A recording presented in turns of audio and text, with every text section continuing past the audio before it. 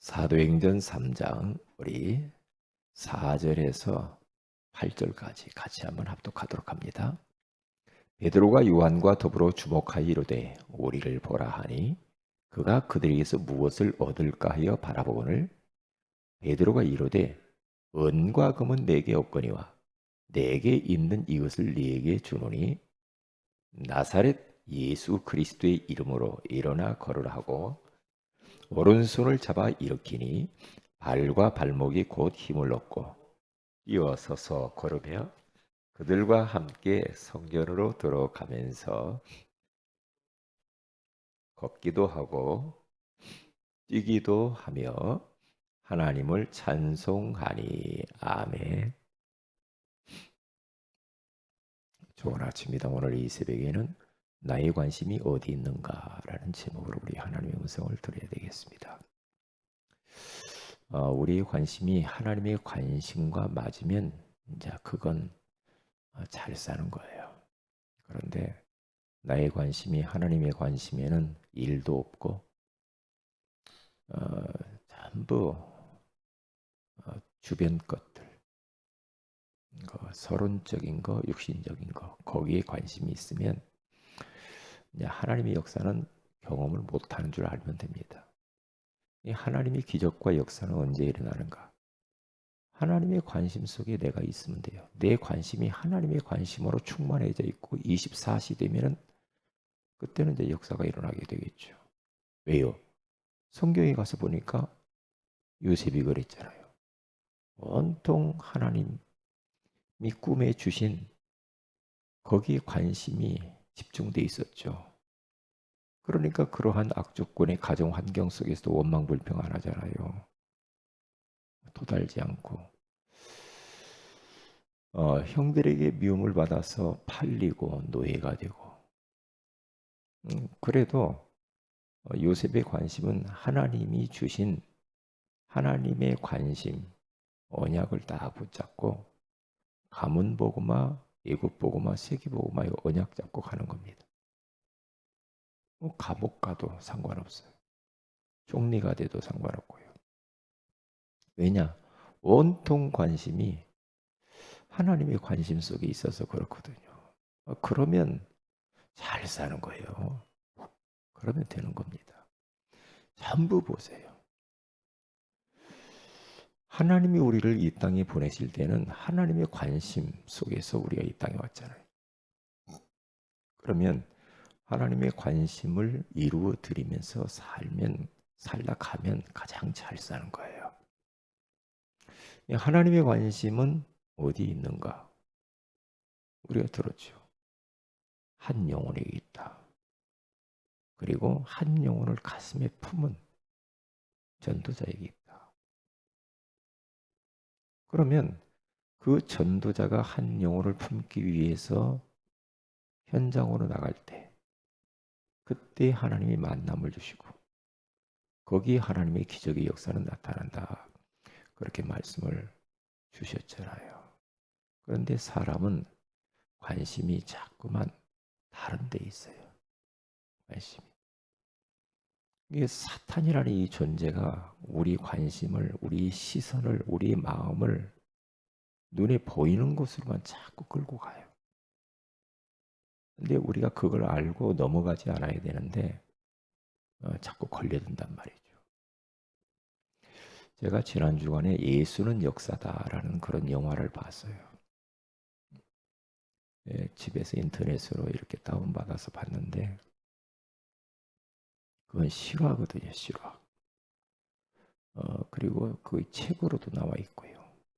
예수는 허상이 아니고 역사적인 인물이고 진짜 그분이 그리스도의 메시아다라는 것을 증명한 책이에요. 요 영화의 그 주인공 이 책을 쓴 분을 보니까 신문 기자예요. 엘리트입니다. 아주 과학적이지 않으면 안 믿는 사람이라.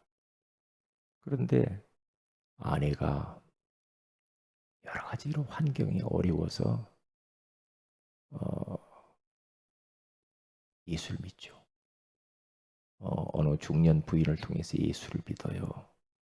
이게 예수를 믿고 난 이후에 너무너무 행복한 거예요. 이 아내가 말이에요.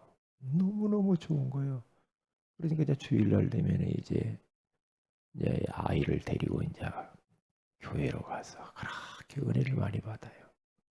남편이 가만히 보니까 아내를 뺏긴 것 같아요. 예수에게 뺏긴 것 같아요. 기분이 나빠요. 마음이 상해서 예수의 허상, 예수가 저거 하는 거 전부 뻥이야 라는 것을 증명하기 위해서 그가 이제 공부도 하고, 그리고 신학자, 과학자, 의사 이런 사람들을 막 찾아다니고 역사적인 모든 예수님의 행적에 대해서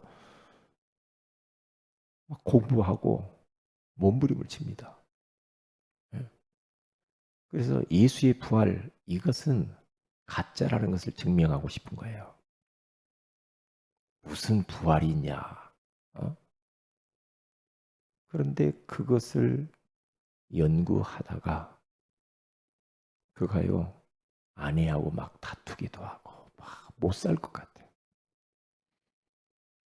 그런데 이 아내는 그런 어려움 속에서도 예수 믿은 이 기쁨이 너무 커가지고요 기도를 해요.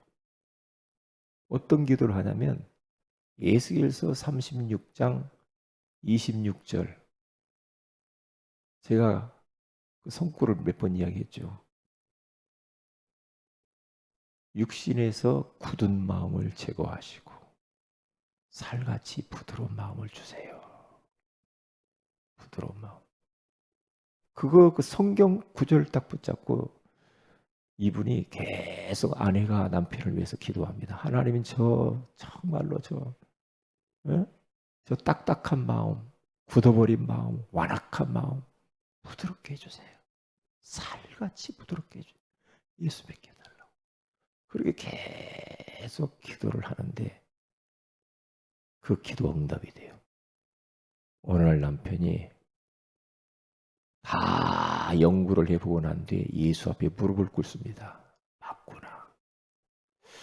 예수님이 십자가에 죽으시고 부활하신 것이 과학적, 의학적으로 모든 부분에 이게 맞구나라는 것을 깨달아요. 깨닫고 아내 앞에 무릎을 꿇고 울어요. 어떻게 하면 좋겠냐고. 그래서 그가 그 예수님을 영접하라고 그래요. 그러면서 요한복음 1장 12절에 영접 기도를 둘이 앉아가지고 합니다. 영접 기도를 하면서 남편이 막 울면서 예수님 영접해요. 응? 영접을 하고 너무너무 둘이 좋은 거야. 그래서 막 이제 막 모든 게 다 회복이 되고 끌어안고 기뻐하는 것을 보았어요. 그러면서 참 그렇구나. 저 에스겔서 36장 26절에 그 언약을 붙잡고 아내가 그렇게 기도했는데 응답이 되는구나. 하나님의 관심, 한 영혼에 대한 그 관심, 응? 그 마음 가지고 기도하고 있으니 시간표가 저렇게 오는구나 라는 것을 보았어요. 그래서 참 감명 깊게 봤단 말이죠. 그래서 내 사업이, 내 학업이, 내가 하는 일이 한 영혼, 정말 하나님의 관심 속에 있으면 돼요. 현장. 그러면 이제 뭐 나머지는 걱정이 없죠. 어느 유명한 그러한 전도자라고 할까요? 구도자. 이분이 마태복음 6장 33절의 말씀을 언약으로 붙잡고요. 너희는 먼저 그의 나라와 그의 의를 구하라. 그리하면 이 모든 것을 너에게 더하시리라. 이 말씀이 가슴에 레마로 부딪혔어요. 진짜 이 말이 맞는지. 제자를 키우기 위해서 산속에다가 이 제자 훈련할 수 있는 그러한 이런 기도원 같은 걸 하나 만들죠. 예. 그래서 거기에서 이제 먹고 살면서 제자 훈련을 시켜요. 시키는데 전도 때문에.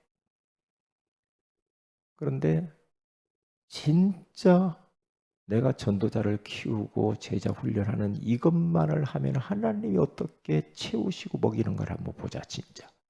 그 나라와 그 일을 위해서 내가 살면 하나님이 어떻게 하시는가 보자. 라고 산속에서 양반이 그 제자하고 같이 살아요. 그러면서 막 제자 훈련 시키죠. 어느 날 먹을 것이 떨어져 버렸어.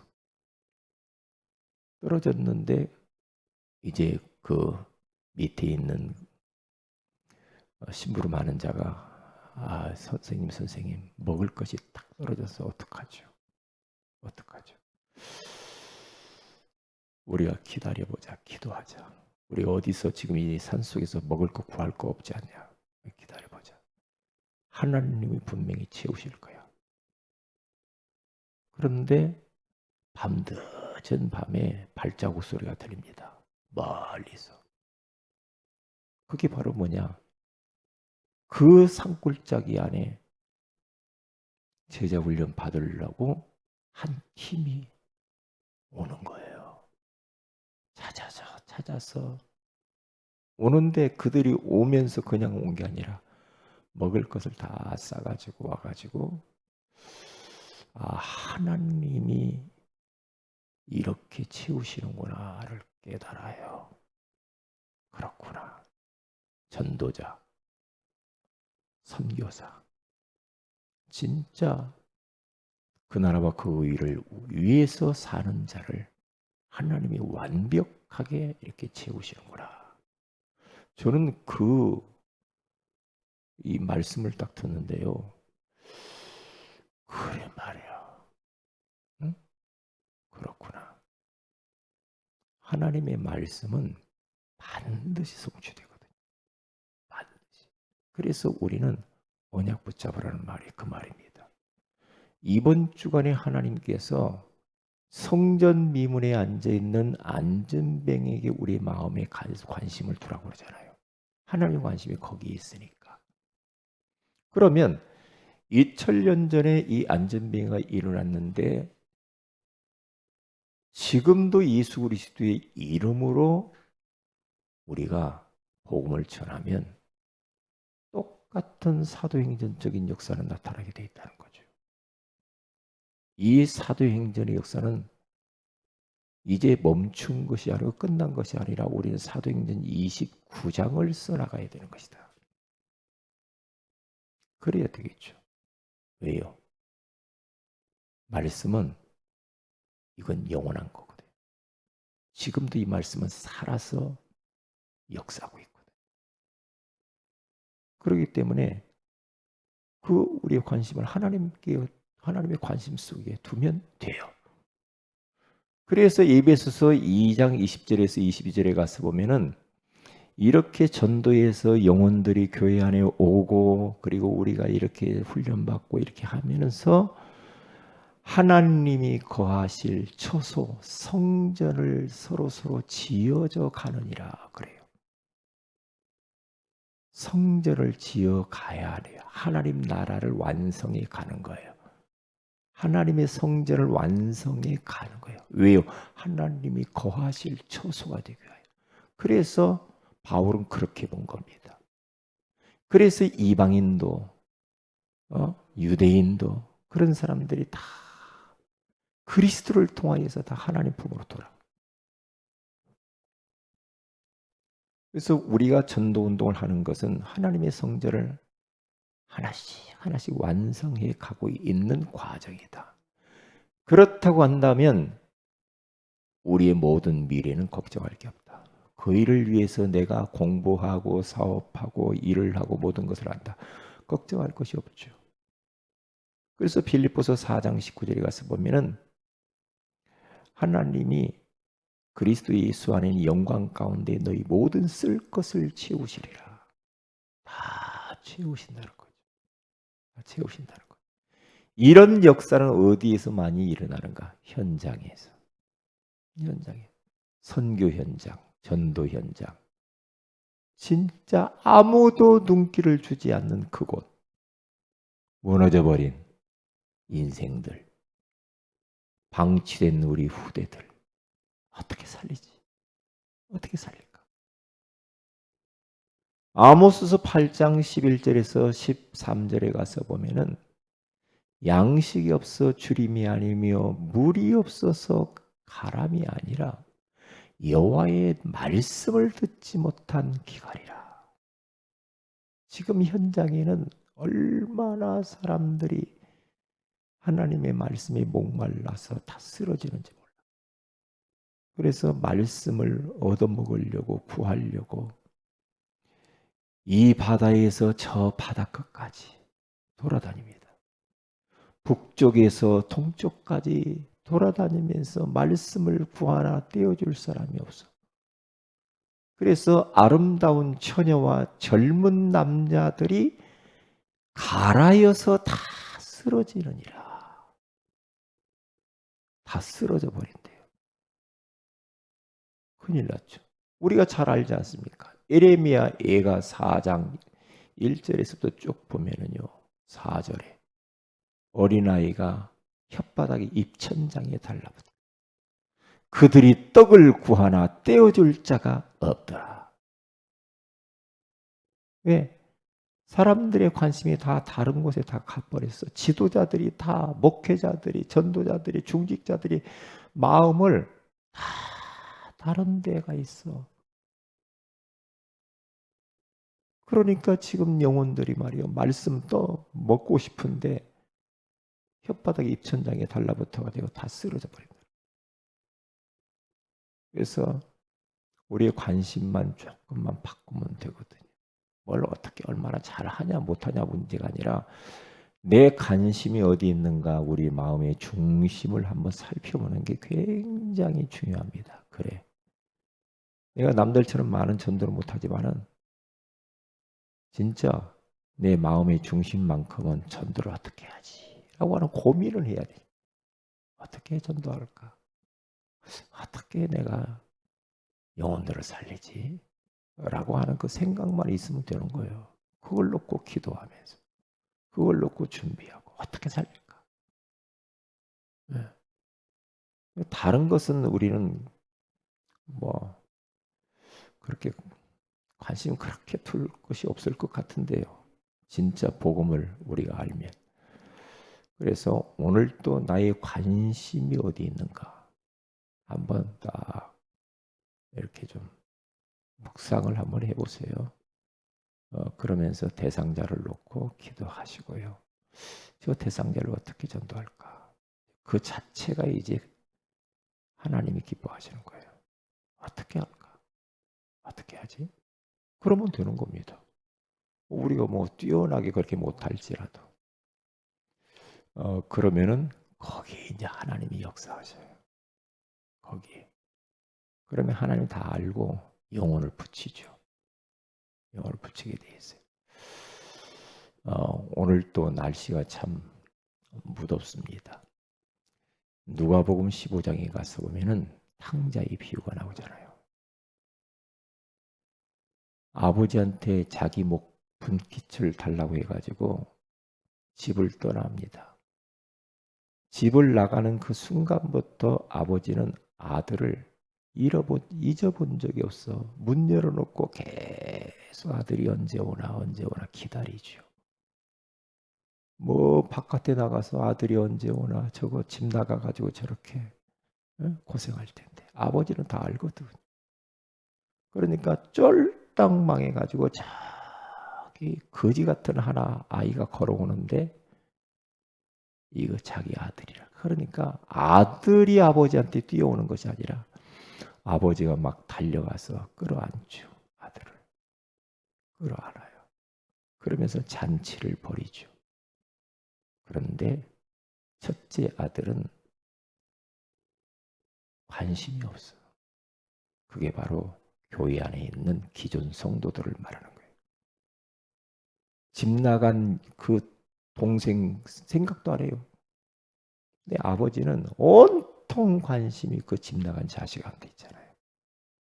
누가 이 심부름을 해줘야 되는데 와서 잔치 벌이니까 첫째 아들 기분 나쁘게 생각해요. 나한테는 아무것도 안 해주더니 저 집 나가서 다 낭비하고 다 잃어버린 그 자식 돌아오니까 막 한다고 불평하잖아요.